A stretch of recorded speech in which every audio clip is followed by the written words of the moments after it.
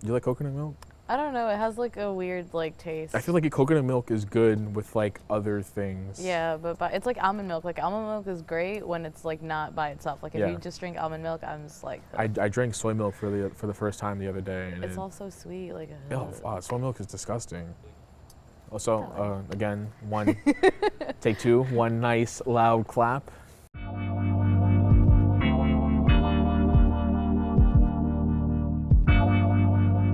That was pretty good. So if you want to introduce yourself. My name's Carla Quevedo. Do you want the whole fancy Yeah, thing again? the whole fancy. Carla Patricia Quevedo Solarino. What? Yeah. Does it mean anything? Not really. It's like, it's my father's and then my mother's maiden name. And then my middle name is like, I was named after my sister. So, yeah. So was your sister named after you? No, No. she was older than me, so it Impossible, doesn't work yeah. like that. I was born during a riot, though. It was What? cool. Yeah. It was during the Golpe de Estado in Venezuela, which is like when Chavez like was first trying to like take over type thing. So he was trying to overthrow the government, and I was trying to come out. I guess. Yeah. So if you want to go ahead and share a story of yours or something impactful or whatever. My life. Well, as you know, as stated, you know, obviously in the news you can tell stuff in Venezuela wasn't that great. So when I was like 3 or 4, my dad came over here on a work visa, and of course we came with him. And then like shit kind of went sour, and like the company like didn't work out very well. So instead of leaving, we had already started our lives here, so we just decided to stay, right? Mm-hmm. And for me, of course, I was young. None of that ever like meant anything to me. Like it wasn't until actually I was in middle school that I actually like knew like, hey, by the way, you're undocumented. They said that to you there? Well, no, I didn't even like find out until my brother had gotten arrested.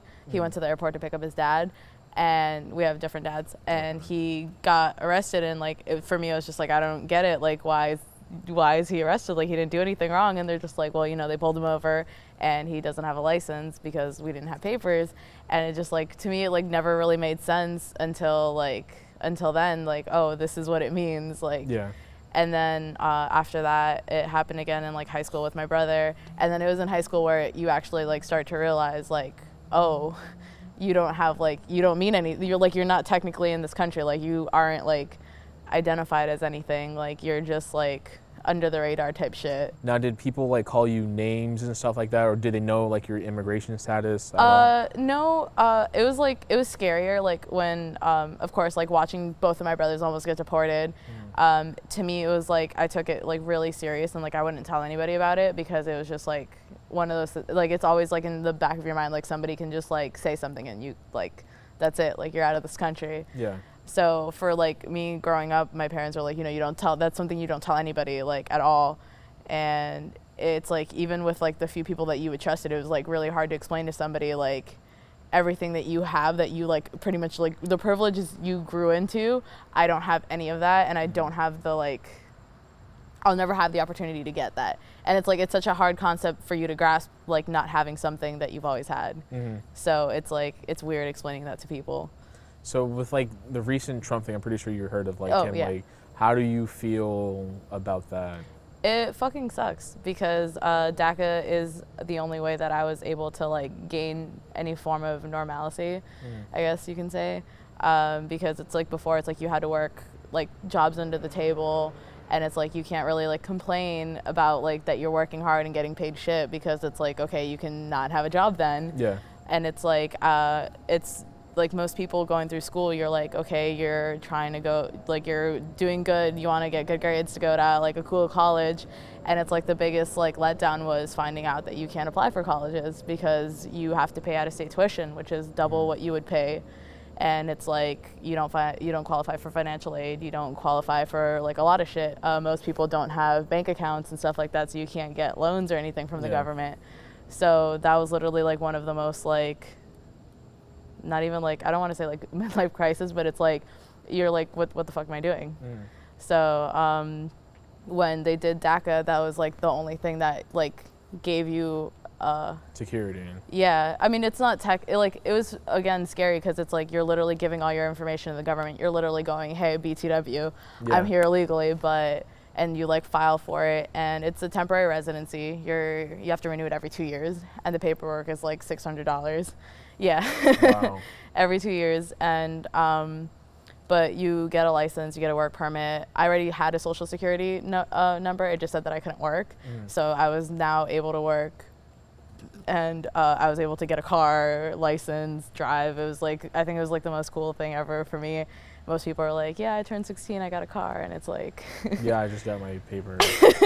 Yeah, for me, like, it was that, and it was like, you know, going so long, being out of school, and finally being able to re-enroll and like go to college, and actually like, I don't know, feel normal, feel like you don't have to like hide. So did you ever like think of taking that route that like other outsiders do, or when I say outsiders, I mean like foreigners or stuff like that, when they like try to come to marry somebody and begin you a citizenship? I've thought about it, but the part they don't tell you is how expensive the paperwork is. It's like $22,000 type thing. Yeah. Wow. And it went up. It used to be, I think it was like $1,700 before. It's expensive. Like, it's not as simple. That's why it's like, I mean, it's a misconception, I guess. Like, people are just like, oh, you just get married and that's it. But no, your spouse has to file for pretty much to make you, for your documentation, pretty much. So it's a lot. So you actually, and so now in like your sense, you would actually have to love this person. Yeah, because we're throwing down a lot of money. Yeah. And it's kind of hard because they do obviously like home checks. Like, they make sure that you guys have like a joint bank account, that your mail is getting forwarded to the same address. Like, they'll like randomly just pop up.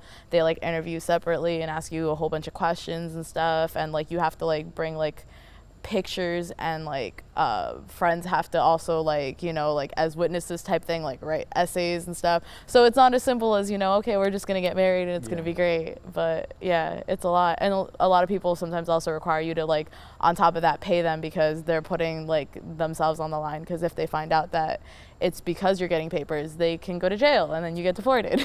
Yeah. So it's not as simple as just get married. So are you still sort of concerned, or like definitely, yeah, for sure, because they canceled the program. Like, it's done. Like for sure it's done. It's done. They want to fight for, of course, obviously, like a pathway for those that already have it, because it's a good like 800,000 like people. So they're trying to like find a way to pretty much, because it doesn't have a gateway to citizenship. It's just temporary, and you would have to just continue renewing it. Whereas like the DREAM Act, which is what they originally wanted to do, it's kind of the same concept, but after a certain amount of years you can apply for your residency, and after that you can apply for your citizenship. And that's what they're trying to do now. That's what like Trump is supposed to be like forcing Congress to do now, is to like take the next step.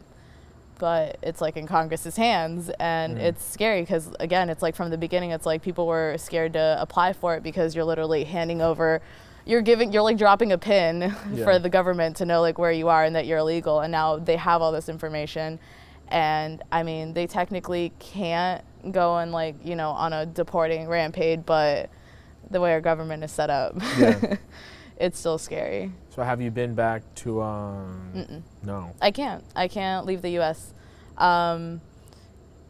Being illegal, if you travel like outside of the States, you risk, of course, them finding out that you were here. And if that happens, you can't come back for 10 years. Wow. Yeah. And I don't know if you've watched the news. Things in Venezuela aren't really that great either. Do you have family over there? Nope. Or anything? No. So everyone's over here then. Okay. Yep. So it's like I would literally be going back to a country that I've left when I was 4 years old. So I don't know anything at all. I don't know anyone. And it's also like going through its own like civil war shit too. Yeah. So it's like. So America is your home for the. Yeah, pretty much. Yeah. And it's like really funny. Like growing up, I was always like, you know, you're taught to be proud of your country, and you're just like, yeah, like I'm American. And now it's like when you get older, it's like, no, we don't even want you. And it's like, oh, okay. Do any of your friends like feel opposite against like how you feel? Like, it's funny because a lot of people don't realize that like there's a lot of illegal immigrants in this like country, like, and it's not just all like, it's not just Spanish people, it's not just like Muslims or like Middle Eastern, like it's like, that's like the big misconception. It's like, it's people from all over the world, and they're always just like, no, well, we're against this and this and that. And then like, you know, you voice your opinion on Facebook and they're like, oh wow, I didn't even know that, you know, you fell into this like category. And it's just like, it's annoying because like their view of it is like these people that are coming here and like stealing their jobs and like living off of their life, like benefiting from welfare and stuff like that, and they don't realize we don't qualify for any of that. Like out of my paychecks, the government takes out money for Social Security and Medicare, things that I will never qualify for. So it's like, if anything, you guys are stealing money from us. Like you guys are picking obviously the cheap labor, which is like people that are illegal, and it's like you guys are exploiting them. You guys are doing this. It's not that we're coming and taking your jobs. It's like we have to settle for what we can do. We have families to raise. So yeah. And people don't see that. Like, they just see whatever the news tells them. So, yeah. So what would you say to people that are for, like, deporting and, like, they believe that you're taking their jobs and stuff like that? What would you say to them? If you can speak, if I was that person, what would you say to me to convince me that you're not taking my job? For starters, if you trace it back, you guys are immigrants too. Like, everybody migrated here, unless you're like Native American, everybody migrated here. And it's like, this is supposed to be like the land of opportunity. It's supposed to be like a melting pot of like, we have so many different cultures. And for them to for you to try to cut that out and to like, act like, you know, that there's a superior race and then that's what's gonna like carry the nation. But it's like, I don't know. I feel like the diversity is what's made America so strong. And to go back on that is just like, I don't know. I feel like that would be really backwards. So it has to suck just like constantly living on the edge of like what might happen to me. Oh, for sure. It definitely like I know a lot of people joke around like whenever they see a cop, they're like, oh, you know, like chill out, like relax. And it's just like, it's literally like it's terrifying. Every time if I ever like have to show somebody my ID, it says temporary, and they always have to like look at me like this ID is like not even real type shit. And they always like have to like run it and all this stuff. And it's just like, it's really like, it's nerve wracking. It really is. And I would never wish it on anybody else. It's not easy at all. You don't qualify for a lot of jobs. Like most people like don't even take you serious. Like, and it sucks. Yeah. Cause I'm just here to work.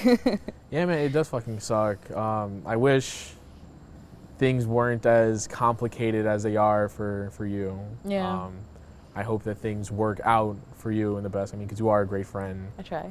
Really great friend. But if you want to like plug your Etsy in right now is the time to do it. Carla sells a bunch of fancy shit. You guys should definitely look it out. What's your Etsy? It's Taco Cat Meow with 3 W's. Okay, perfect. It's like / shops. Yeah. All right, and also throw your Instagram in there for people to see your stuff. And my personal one is Riot on the Streets. You want your personal one? Or I don't care. Yeah. All right. And then the other one is Taco Cat Meow. Can we talk about that for a second? I like how it's like right on the streets, and you just told me that you were born on a ride. I think that was like it's that, and one of my favorite like Sublime songs is what is it, April 24th, and it's about the riots in California or in Miami. Yeah, but yeah, it's a line from that. Perfect. All right. So you wouldn't want to take the camera. If you want to take the camera back there and get like that wide shot. I got the baby strapped to me. Now I'm going to take the camera. You want me to still roll?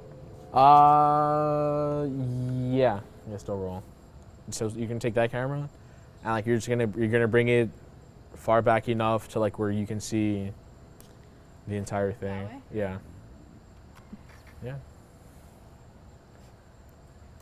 And then the first ring in the front is to pull focus.